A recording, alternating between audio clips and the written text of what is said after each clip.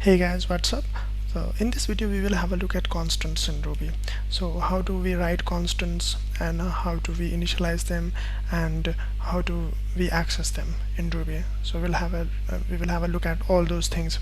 Okay, so what we will do is that first we will create a class, and in that class we will define a constant, and then we will play with that constant. Okay, so let us create a class again, person. So I'm going to name my file as person.rb, but that is not necessary. You can write the name of your file can be anything. Okay, it is not important, or it's not kind of necessary for you to name your file with the name of the class that you are going to write inside that file.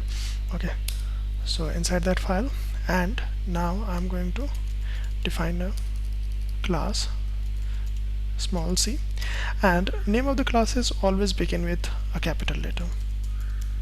Okay, so this is my class.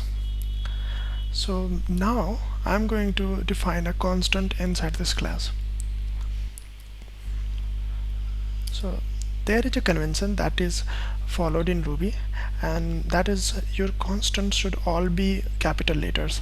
Okay, and if your constant, the name of your constant is too long, you can kind of separate different chunk of words in your constant by underscore. So let me write it like this: my underscore name. This is the constant that I'm going to define in this class, and any method I write here or in the whole program, I'm going to access this constant as like this. So whenever you define a constant in Ruby, it is a very good practice that you initialize it at the same time. So here I'm going to initialize it as Harry Potter.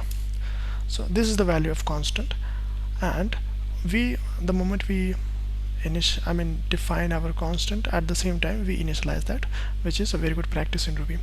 Now another good practice is that do not change the value of your constant. Okay, you can do that in Ruby, but never ever do that. So I'm done with my class, and I'm done with creating a constant inside that. So how do I use this constant in Ruby? So to use this constant, so I first come out of the class. Now I want to access this my name constant. How will I do that? I want to print the value of this constant. So if I write it like this, it will not know. It will look for this constant in the global scope, because you are outside this person class, so it will not know that there is a constant inside person class. It will look it in the global scope.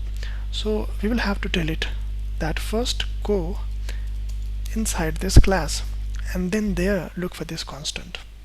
Okay, so this way we will be able to access our constant. So if you define any constant into any class, inside any class, or if you define any constant inside any module, then this is the way you will do this. You write the name of that class or module, and then after that 2 colons, and then name your constant name. That is the way to access your constant. So now save this file and run this file.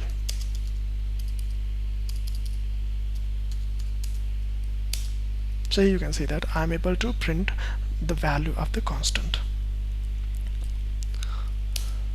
So this is the way we access our constant outside the class it is defined in.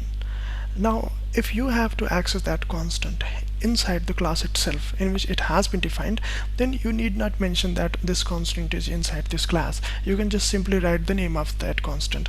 So let us look at that example also. So here I define a method. So inside this method I want to access the constant defined in the class itself. Then what will I do? I can simply access that constant like this. Okay, and now I'm going to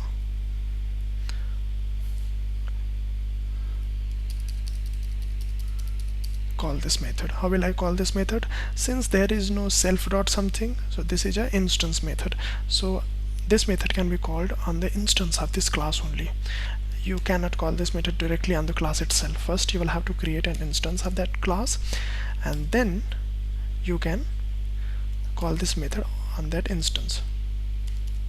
This is the way you will do that. Person.new will create an instance, and immediately I call this method my underscore name on that instance, and it will return me the value stored in this constant my underscore name, and I will call that onPuts, and puts will print the value returned by this method. So let me save this file and let me run this file, and again here you can see that I'm able to print the value stored in the constant. So this is the way we handle constants, and during the future videos we will see some other ways we work on constant and a bit in more detail about the constant. But that was all for this video. Thank you for watching this video. See you guys in the next video. Bye bye.